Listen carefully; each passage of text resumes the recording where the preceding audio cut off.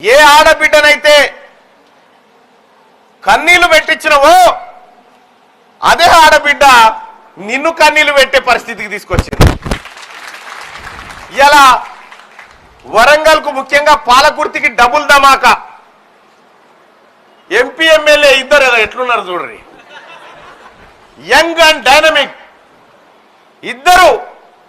ఇలా పాలకుర్తి నియోజకవర్గంలో మహిళలకు ఎక్కువ యాక్సెస్ అయిపోయింది. ఇక్కడ 33 అయిపోయింది, రిజర్వేషన్ దాటి 100కి వెళ్ళిపోయింది. మరి ఇకనన్నా పాలకుర్తి మీద దయ చూపారేమా ప్రజాప్రతినిధులంతా మొత్తం మేడంలే అయిపోతా ఉన్నారు, మాకని చూస్తా ఉన్నారు.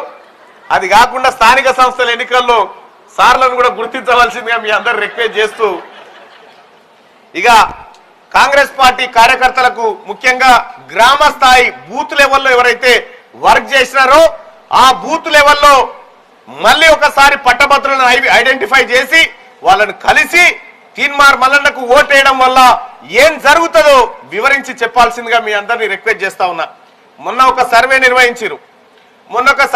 నిర్వహించి పట్టభద్రుల ఎమ్మెల్సీ ఎన్నికల్లో ఈసారి ఎవరు గెలిచేటట్టు అంటే 100కి 82 మంది తీన్మార్ మల్లన్న కోటేస్తామని చెప్పిరట. 100కి 82 మంది.